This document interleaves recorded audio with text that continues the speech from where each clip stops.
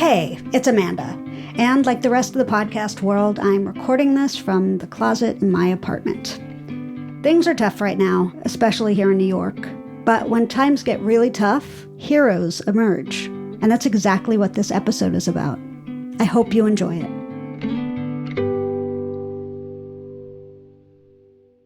The people who we sort of hold up as these icons of history were actually just human beings. And I guess the reason that's so hard to contemplate in a way is that we need certain people in our world to feel larger than life.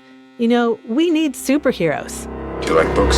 I'm outlining a new writing project. Who wrote this book? Read it. What are you reading? Sometimes I'd write something. What are you writing? Have you written anything lately? I'm Amanda Stern, and this is Bookable. On today's show, the origin story of a real-life superhero! Faster than a speeding bullet. More powerful than a locomotive. Able to leap tall buildings at a single bound. Look, up in the sky, it's a bird. It's a plane! Okay, so our hero didn't have supernatural superpowers. There can only be one Superman, of course. He had human ones. Did you ever think about some of the super things that you can do for yourself? Namely, a steadfast determination to save lives. In a single year, he saved over 2,000 people.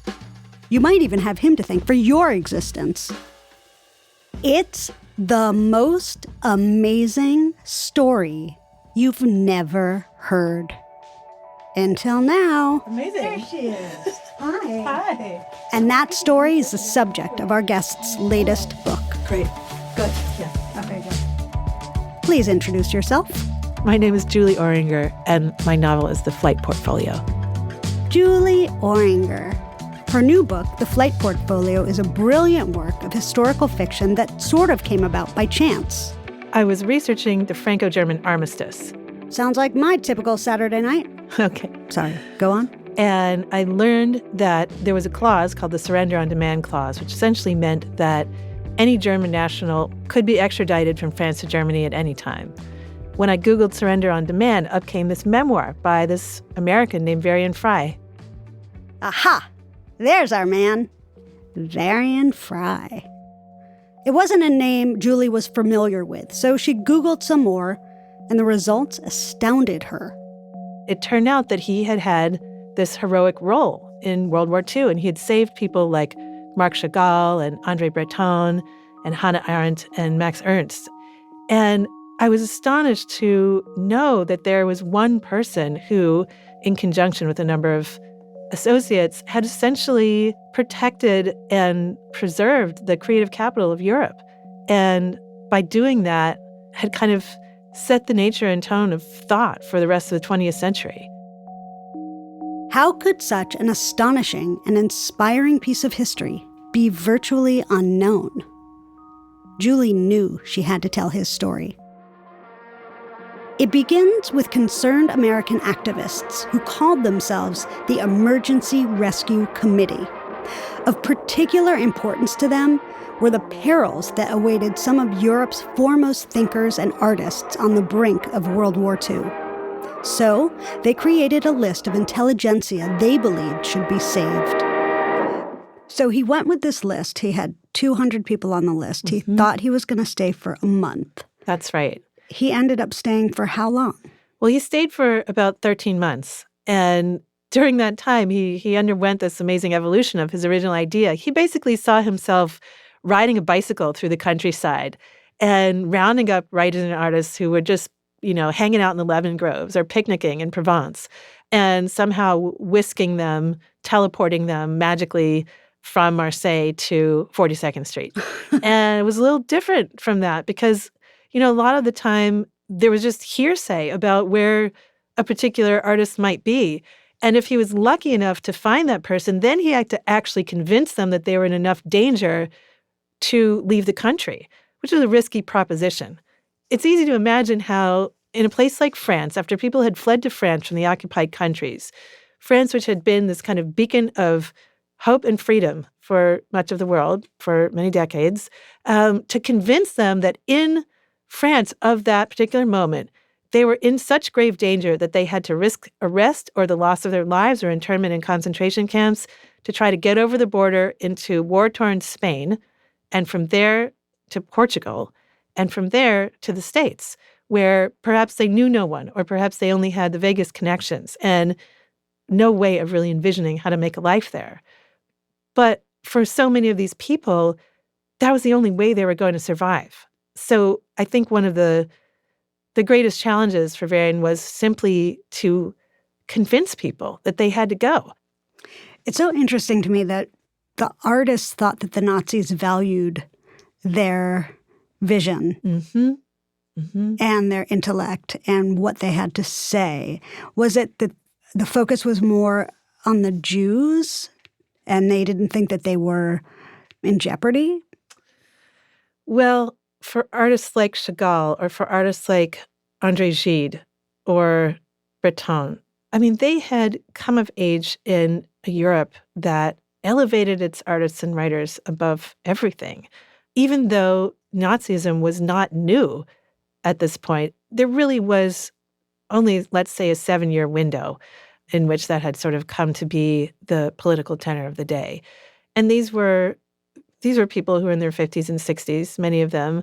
And so the majority of their lives had been lived in an environment where people who did what they did really were protected.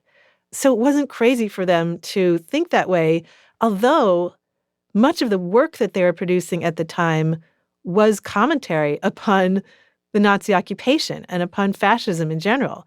And so I don't think it was necessarily that they thought the Nazis would protect them. I think they really thought that the French government would protect them. I don't think that anybody really understood the degree to which France would become a cooperator and collaborator.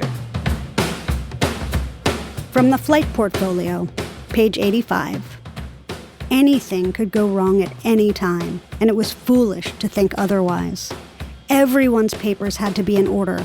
Forgeries could only be of the highest caliber. They couldn't take any risks. And no more fake Czech passports under any circumstances. The process of trying to get visas and papers to leave the country took months. Your French exit visa had to be coordinated with the date of your Portuguese entry visa and your Spanish entry visa and your U.S. entry visa.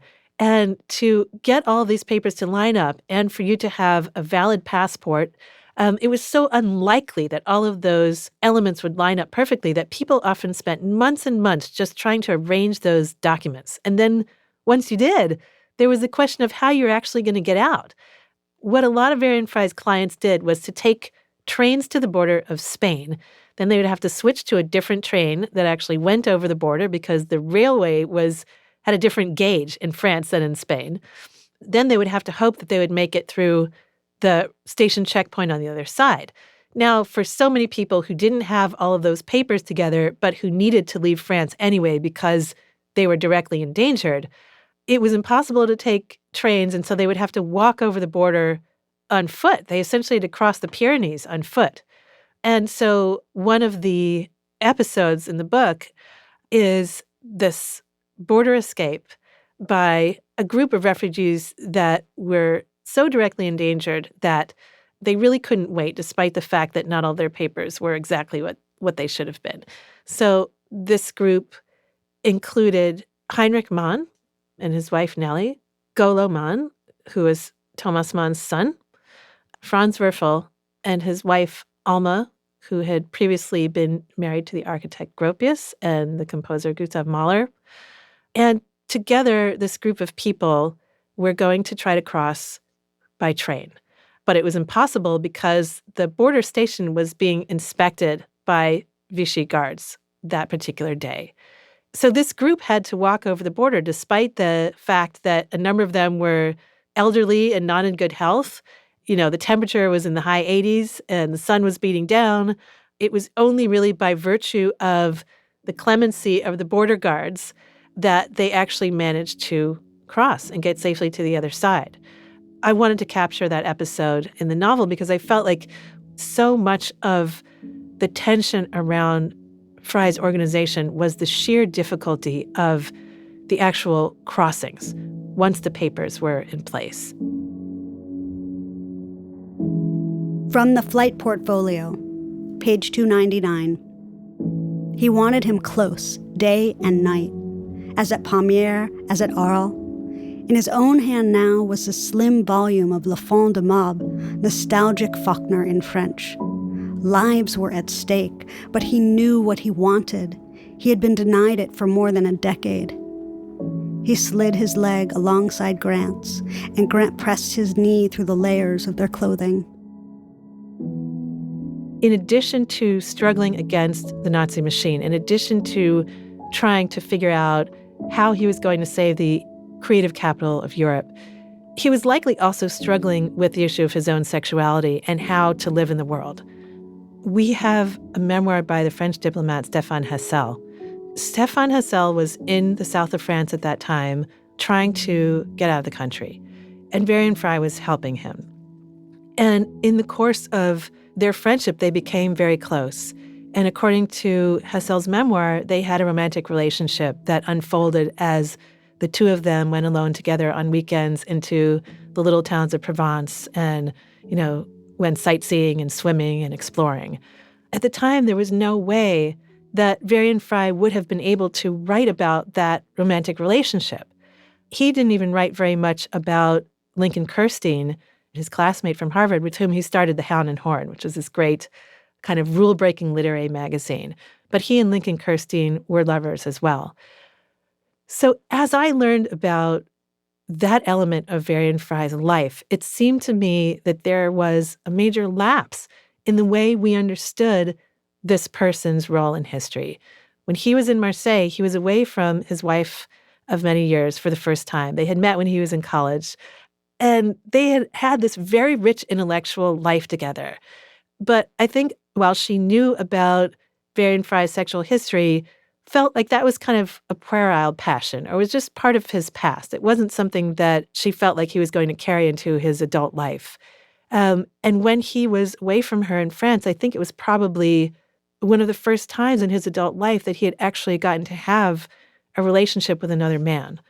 So I decided to write a kind of speculative history in a way, a story about a relationship that differed from the actual one that he had, but that he could potentially have had with somebody who embodied certain elements of Hessel and certain elements of Lincoln Kirstein. Though I wasn't really thinking of a kind of 2-to-1 relationship. I wasn't really thinking about making those specific historical characters into one person. I thought of bringing into this story somebody else who had something to hide, somebody else who was carrying a secret and whose friendship with Fry might challenge his own decisions about what he hid and the way he lived his life. I guess the moral imperative that I felt most strongly was to right the wrong of our never speaking about Varian Fry as a gay hero. He hasn't been celebrated nearly enough for the work he's done, but to the extent that he has been, the issue of his sexuality has always been a kind of shadow. Like, despite the fact that we think he may have had relationships with men, he was still a hero. And I felt like that sentence needed to be drastically revised, that we needed to think about how his own sexuality might have sensitized him to difference and might have galvanized him to fight for other people who he felt were persecuted.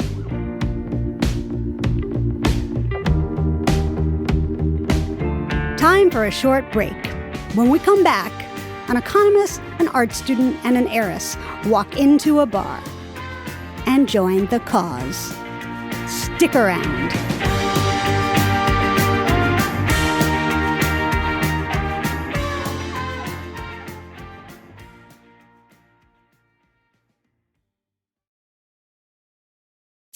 Hi, this is Bo Friedlander, founder of Loud Tree Media, working from home. And this is producer Andrew Dunn, also working from home. So, Amanda. Yeah, I wonder if she's ever going to go outside again. I kind of doubt it. I posted a video of her accepting equipment at arm's length the other day. Oh yeah, saw it, liked it. So, I mean, obviously we're going to keep working and making new shows. Yeah, and we hope that you'll tell your friends about the show if you like it. And if you really like it, give us 5 stars, because that really helps other people find the show. Another thing that helps is if you review it. Oh, yeah. Yeah, so here's a 5-star review from someone named Creducator24. Bookable is great. Love it. Keep them coming. Oh, I love that one. My favorite is from user Persian Food, who says, the show is funny, real, weird book talk. The format and the length are perfect. Basically want to read all the books they discuss. Heart emoji. All right, so I don't think we have anything else to say. Let's get back to Amanda and Julie Orringer. Do it.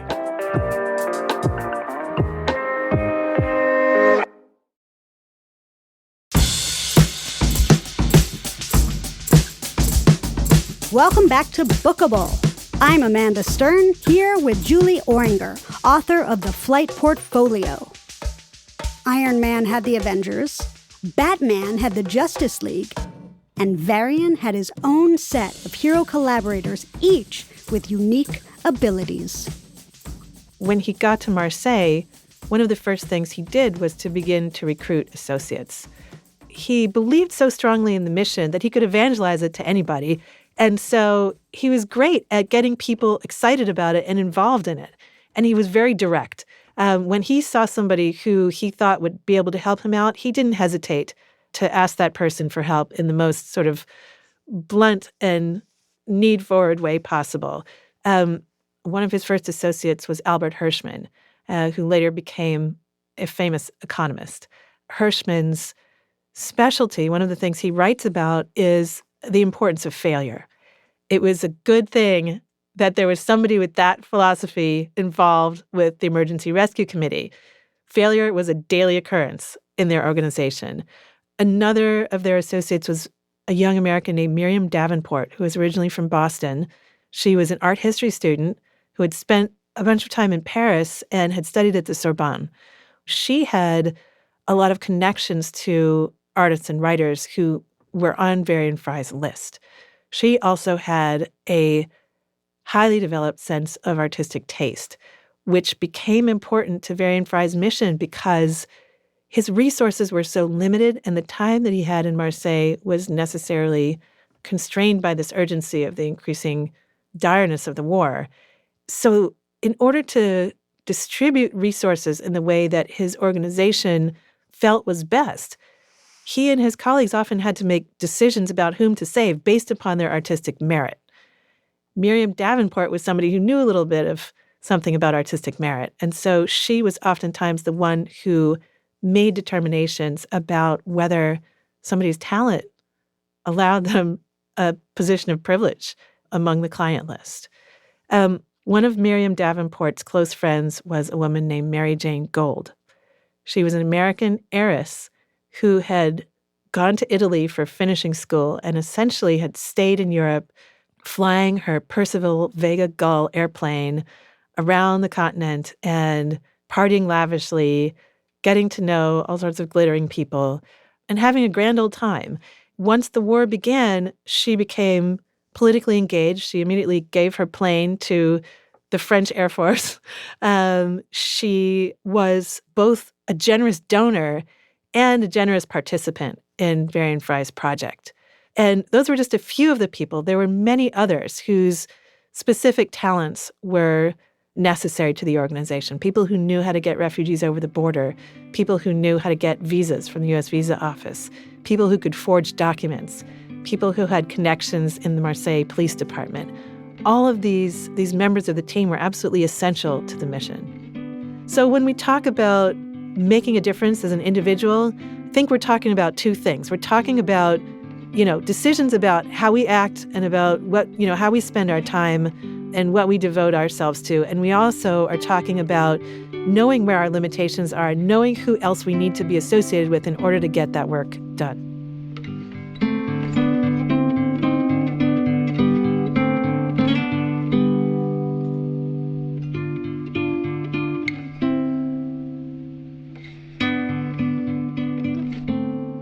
I really loved this book for a lot of reasons, but one of the things that I really loved was that it's a book of activism. Mm-hmm. And it's actually bringing people through a story that proves exactly what one person can do. And I think that it's an incredible thing to be putting out into the world at this moment. I really hope so. And I feel like, this was not something that I would have anticipated when I started writing the book. The first year that I was really devoting to the research of the book was the same year Obama came into office. And we saw this shift in the role that we played in the world that kind of brought us out of the trauma of 9/11 in a way and allowed us to become, as a country, more embracing, more accepting of immigrants.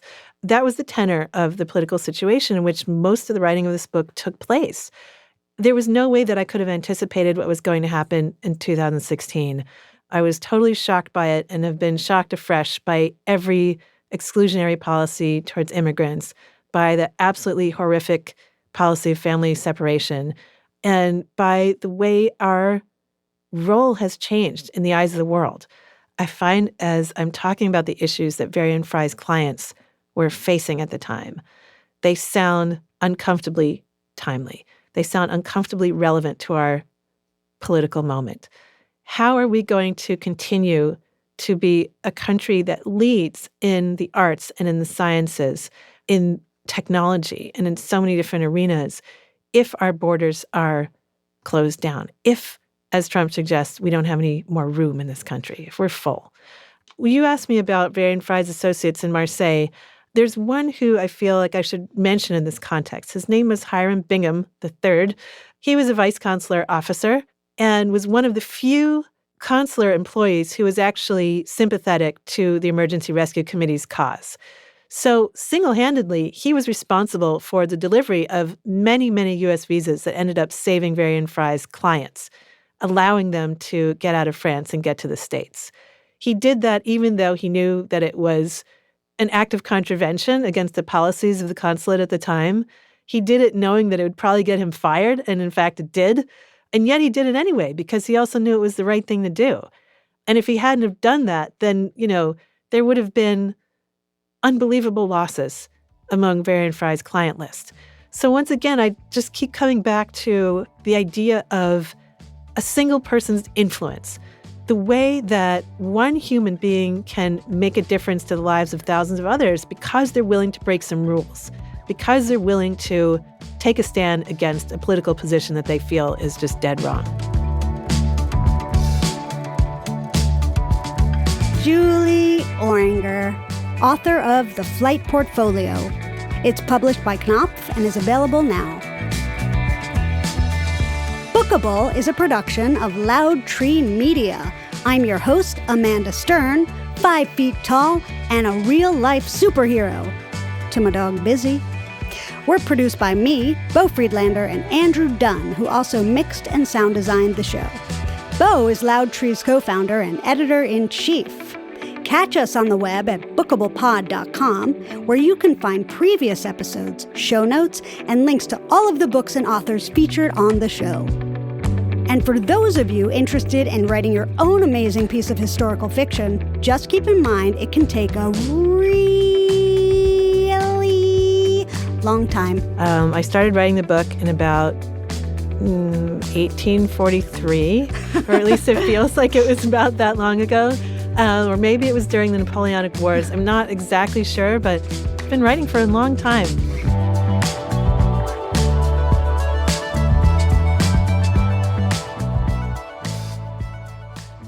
This is Bookable.